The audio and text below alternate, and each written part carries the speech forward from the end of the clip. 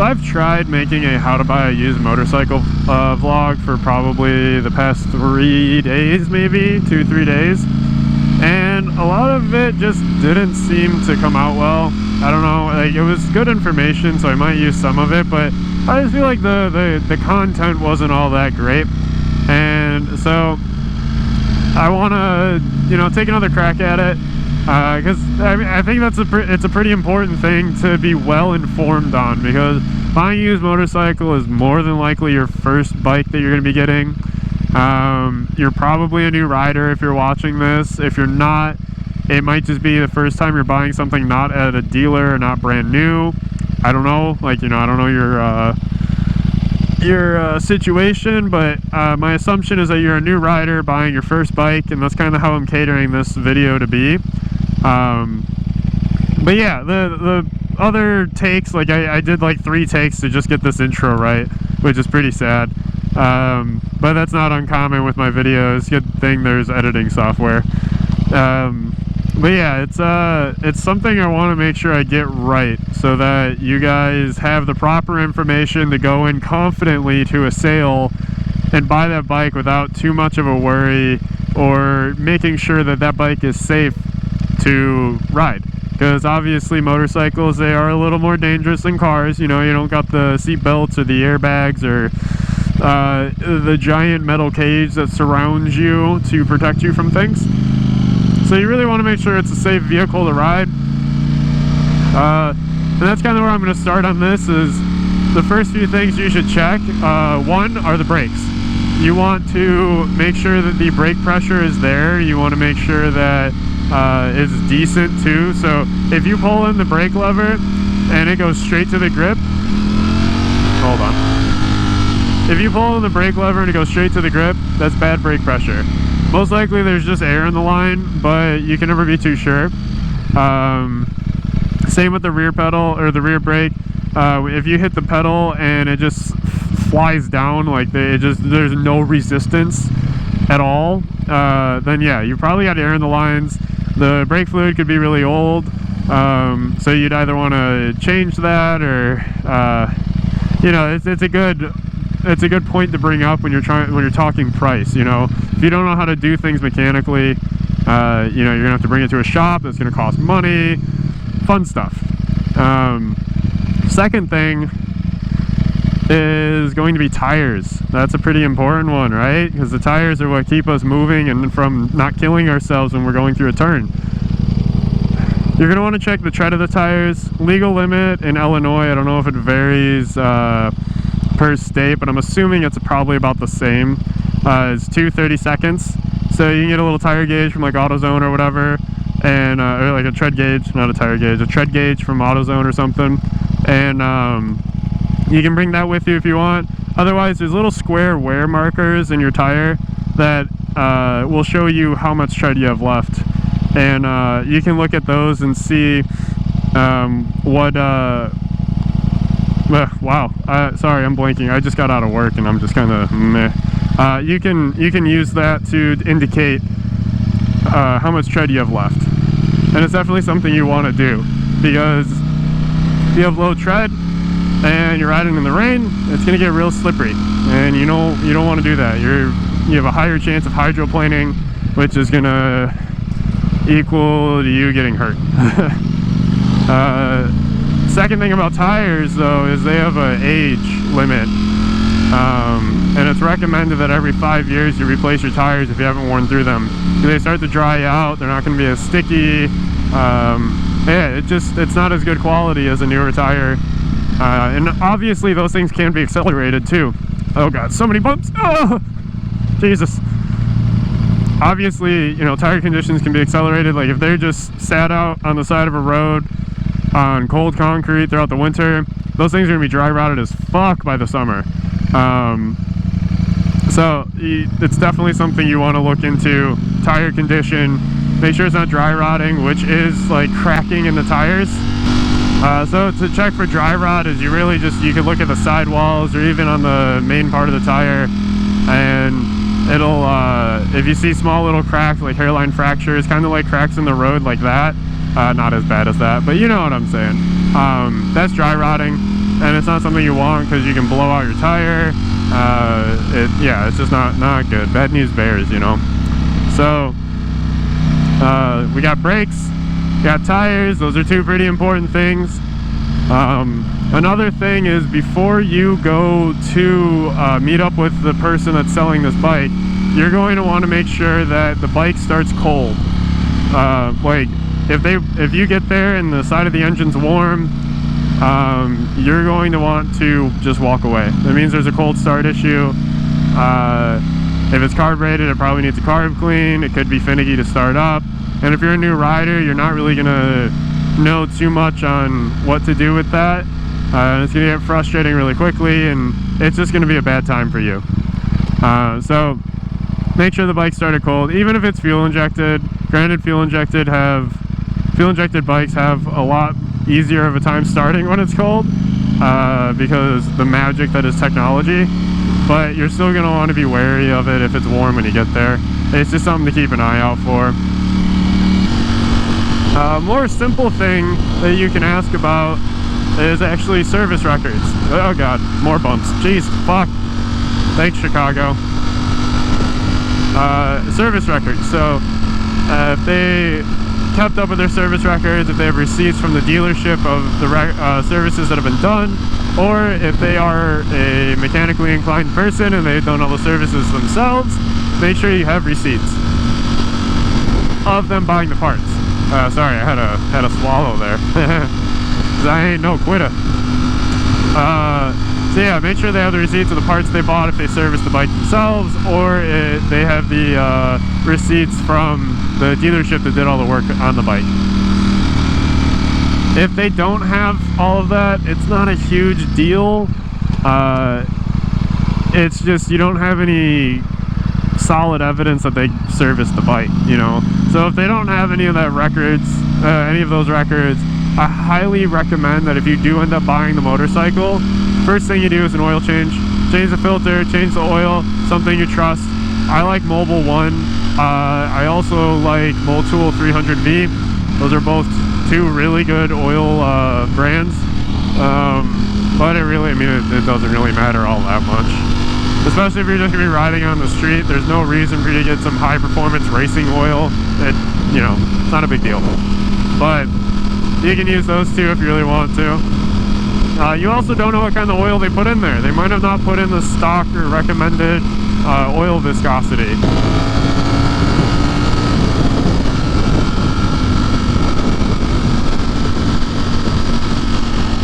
Now, a super simple thing, and you're gonna laugh at me when I say this because it seems like it would be so easy to just remember to do this, but check your turn signals, your brake lights, headlight, high beams. Make sure the dash doesn't have any weird lights on them, like an engine light or anything when it's running. So you kind of check over that stuff. I mean, if a turn signal's out, 95% of the time it's just a bad light bulb in it. But you kind of just never know. I mean, it could be a bigger electrical issue. Like I said, most likely not though. Now, if you're a new rider or someone that's buying this motorcycle so that you can learn to ride, you're really going to want to have someone that can ride come with you, because they're going to want to test ride the bike. You should want someone to test ride the bike. Putting all your faith into some guy on Craigslist or some chick on Craigslist is not really a good financial or life decision. You want to make sure the bike works. Like, you know, what if it doesn't have a second gear, or I don't know, it doesn't like moving at all? Like, who knows? You never know. Like, you don't, and what if you don't like the bike? Like, if you could ride and you go for a test ride and you test ride it and you just fucking hate the way the bike feels, how are you gonna know that if you don't test ride, you know? There's no other way to determine that. But before you do any of that, you'll want to check a couple more things. So a big thing is check suspension.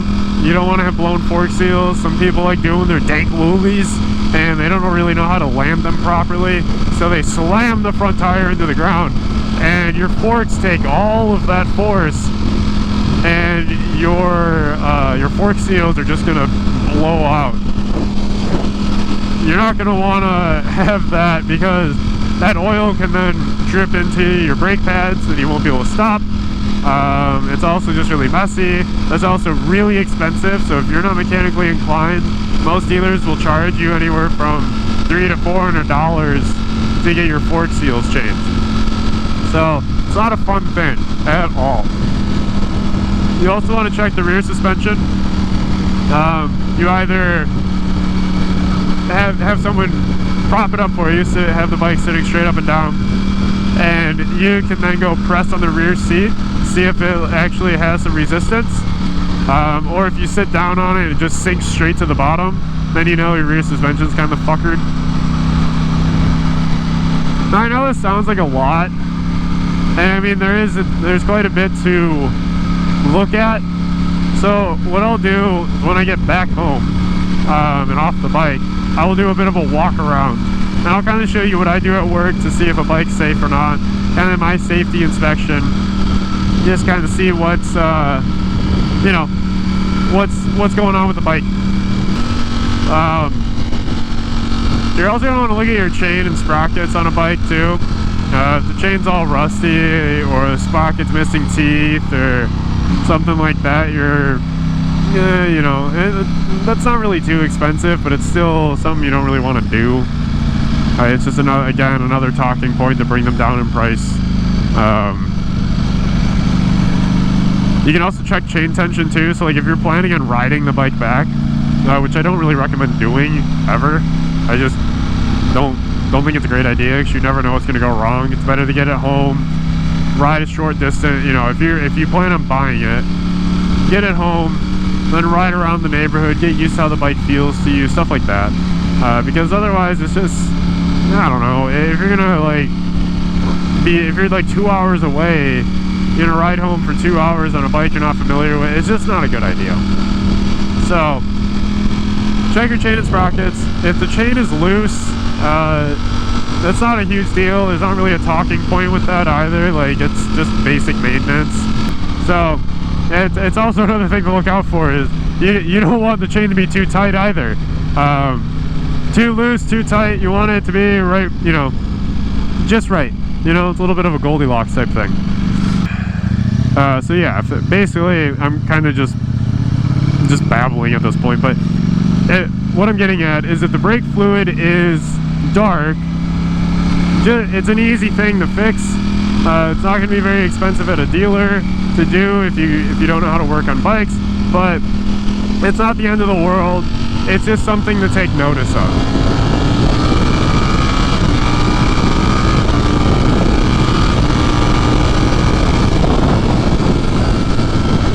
I'll probably think of other things when I'm doing my walk around, but I hope you enjoy this. I hope you learned something, and I hope this makes you a little more comfortable when you go to buy your first used bike. So yeah, I just want to get that info out there, you know, help someone out in case they're a little scared to do it. Also, if you have any questions at all, feel free to message me or comment. And I'm not just doing that just to get attention or like my video is popular. Like if you're actually genuinely scared or like nervous about something, shoot me a message and I'll respond. I'm usually pretty good at responding fairly quickly. So I can go in a little more detail or something and make you a little more comfortable about whatever it is that you're worried about. Alright, so I'm back home and I'm just going to do a quick walk around, show you guys what I do when I'm looking at a bike, see if it's safe or not. So usually what I start with is your brake levers, like I was saying. I want to make sure there's a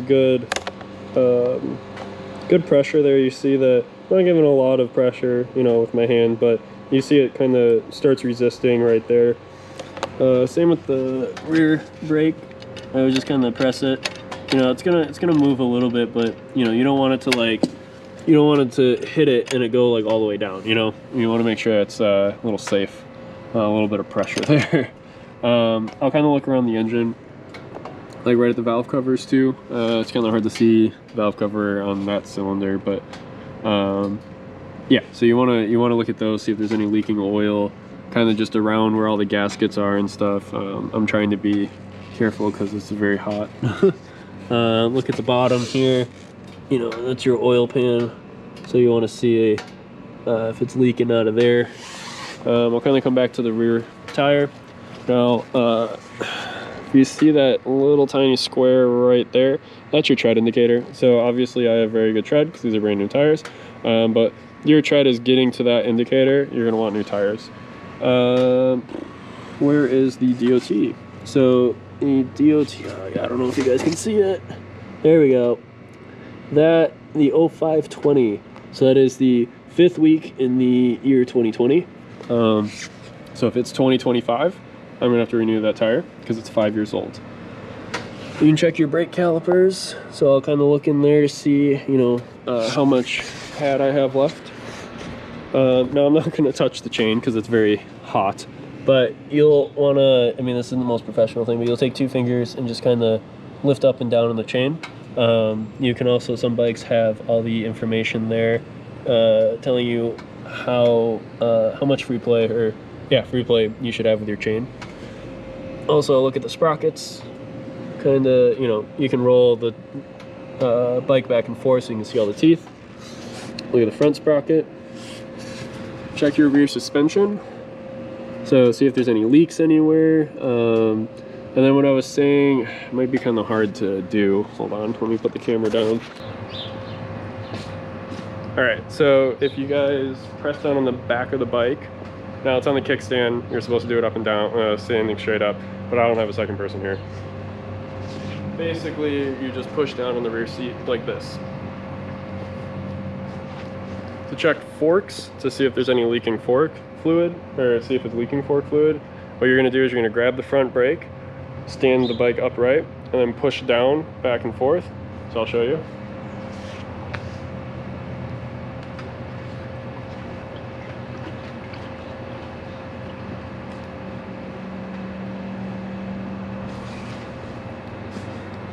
And obviously you check both forks to see if there's any fluid leaking.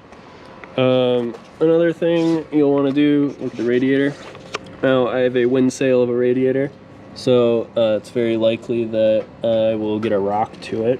So you want to check to see if there's any leaks, anything like that. Big flattened fins, as you can see actually, like right there.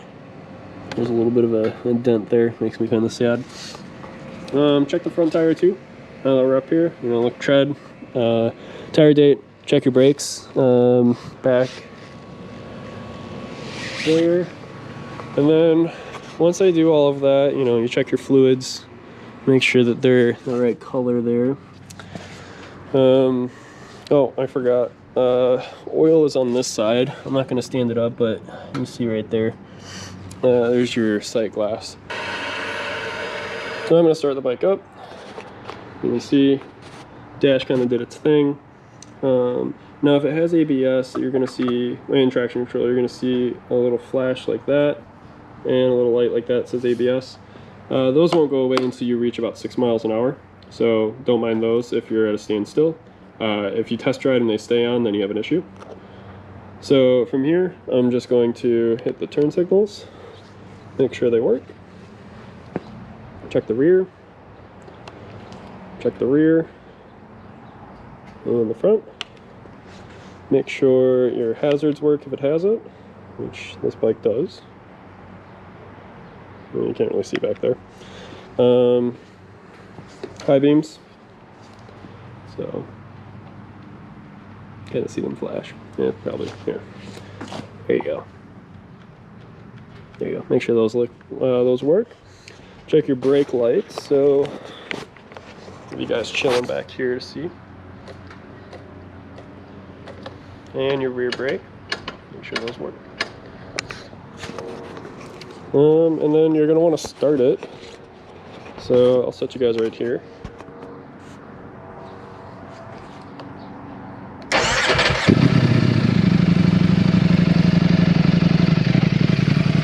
And my bike's already warmed up, but I mean, that's kind of, you know, you'd let it run until it warms up a little bit. That way you can see if it idles properly at hot temperatures. Once it's hot, shut it off, turn it back on real quick, see if it restarts when it's hot. If it doesn't, it can be a number of things, possibly an ignition coil, because those like to go bad when it gets a little warm. And if it has menus, you can scroll through the menus. So, settings, rider mode, stuff like that. You can scroll through those, make sure everything works. Yeah, so I mean that's pretty much about it when it comes to buying a new bike or a used bike. Oh, actually, before it, always check the gas tank. Look in there. You can't really see in there, but make sure there's no rust. Another thing, and this is probably the final thing, check your banjo bolts. So there, that's a banjo bolt right there. So that is for the brakes, or in this case the hydraulic clutch. But see if those are leaking, see if this is loose at all. Yeah, so just check for any loose nuts or bolts. See your pinch bolts down there. Here you go. So there's pinch bolts there. And some bikes will have them on the other side. Mine has them on both sides. Other bikes will just have one set of them. It just kind of depends on how the axle is. But that's pretty much all you'll need to know about buying a used motorcycle. Again, if you guys have any questions at all on certain things that I might have brushed over, didn't give enough info on, or I just forgot to mention, let me know. I can give a little more detail. And feel free to message me if you're a little concerned, like say you're going out to buy a bike this weekend or something, and you just want a little bit more info. Yeah, shoot me a message. I'm pretty quick to respond. But yeah, make sure to like and subscribe, hit that notification bell. And oh, I just got my radiator guards in, so I will be doing a tutorial on how to install those bad motherfuckers, because everyone seems to have issues with those. So I'll throw a tutorial video up there of me doing them. It doesn't seem too bad, so yeah. Peace.